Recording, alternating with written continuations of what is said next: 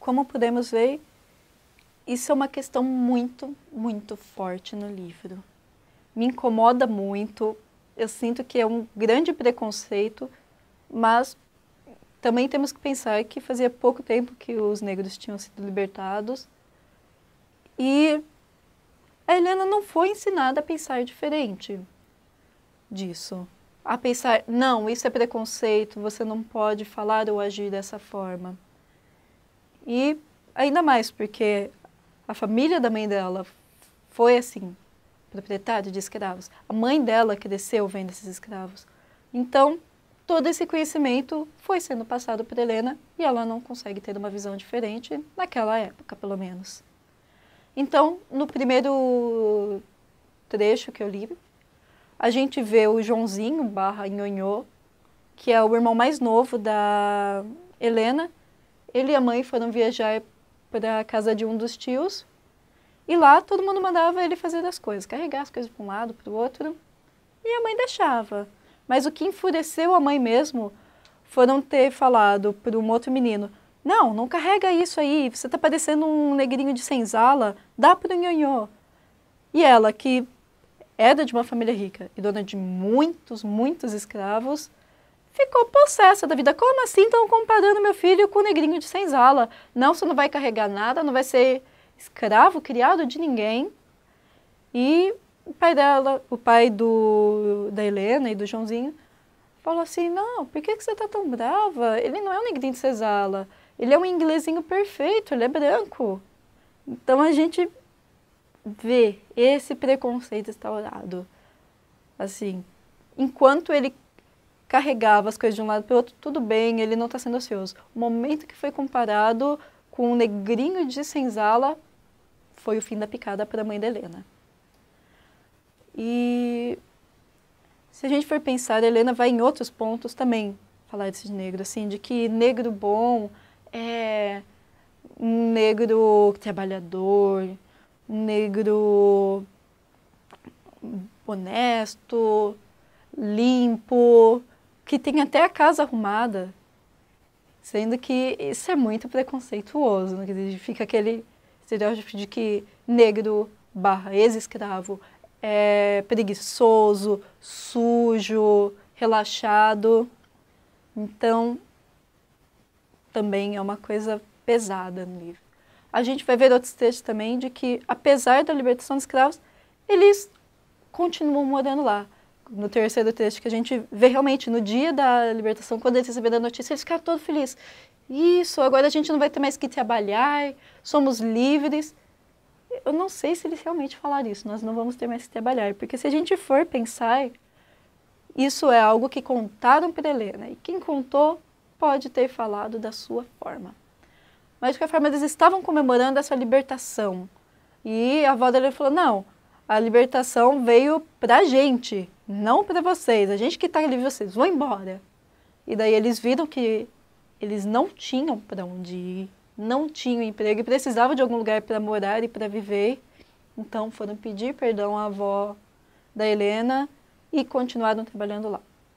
Eles consideravam ela uma boa patroa, dona, e até gostavam, assim. Eles moravam lá, os que não morreram ao longo dos anos ou casaram, continuaram trabalhando lá a vida toda. Então a gente vê que tinha alguns negros, quando ainda existia a escravidão, que pediam para ser comprados por eles, porque eles tratavam bem. Mas ainda existem preconceitos. Negros que ainda trabalham com eles, a gente vai ver em outras partes do livro, que às vezes falam, alguém pode me emprestar eles? Eu preciso fazer um trabalho aqui em casa, empresta tal negro seu? É uma coisa muito estranha isso de emprestar, né? Eles, para mim não ficou tão claro, eu acho que eles ainda ganham algum dinheiro, ou no mínimo, pelo menos, moram lá na casa em troca do trabalho.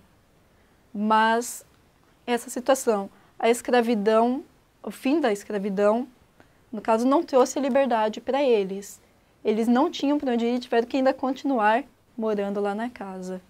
No segundo trecho, a gente vê que a avó e a tia, uma das várias tias da Helena, ficam cuidando desses negrinhos bebês, assim, que às vezes não tem mãe ou alguma coisa do gênero. Uma dessas tias da Helena, ela perdeu a filha pouco tempo depois de ter perdido o marido, então ela passava os dias chorando no quarto, mas quando arranjaram um negrinho para ela cuidar, ela pegou e criou e ficou feliz. E a gente vê também em alguns outros textos a Helena cuidando de uns negrinhos, a mãe olha meio que assim, meio torto para isso, porque não acha muito certo. Mas a Helena gosta de crianças, tem momentos que ela não faz distinção, mas ela vai ter essa distinção entre negros e brancos. Tanto que ela vai falar assim, eu gosto de cuidar desses negrinhos, eles são tão bonitinhos, pedem para ele fazer uns truques, são tão engraçadinhos. E é uma coisa meio que soa como se eles fossem animaizinhos, né? Me incomoda muito, por isso que eu estou falando aqui, mas é importante no quesito de que são relatos históricos. A gente está vendo esse preconceito ainda persistente, essa libertação dos escravos, que não foi muito bem uma liberdade, e tudo o que acontecia nessa época. Mas então, voltando, criavam, mas Helena ela fica incomodada, assim, que ela fala, eu gosto de negrinhos, mas eu não gosto de negrões. Então, negros adultos. Daí dá o exemplo do Nestor, que ele foi criado por essa tia, e agora grande, ele anda pela casa confortavelmente, abre os armários, pega coisas, e a família não vê aquilo muito bem, porque, esse negrão grande aí mexendo aí nas coisas, e mandamos ele fazer tal trabalho, ele não deu certo, só fica em casa, e daí, ele está querendo agora ir trabalhar de polícia, deixa aí que ele sai. E é uma coisa que me perturbou bastante, porque qual que é a diferença entre ele ter um filho adotivo que vai crescer sendo criado por uma pessoa vendo como mãe, criado num lar, que ele vai sentir que é a casa dele e que ele tem a liberdade de abrir armários e fazer o que quiser em relação ao Nestor. O problema é que o Nestor é negro. Ele não tem esse direito. Ele é o brinquedinho, é a criancinha de estimação da família enquanto ele é pequeno. Depois que ele é grande, ele tem que sair da casa, tem que trabalhar, criar jeito, porque ele não é visto como um membro da família. Então são esses vários trechos, muitos, é muito predominante isso no livro, e que é esse preconceito com os negros. O tempo todo vai ter distinção. Se a Helena for falar de tal pessoa, assim, tal pessoa fez isso, ela não vai falar se a pessoa é branca, mas vai falar se a pessoa é negra. Porque para ela existe essa diferença que tem que ser anotada. Então, é algo que nos deixa pensar. Então, gente, é isso o livro.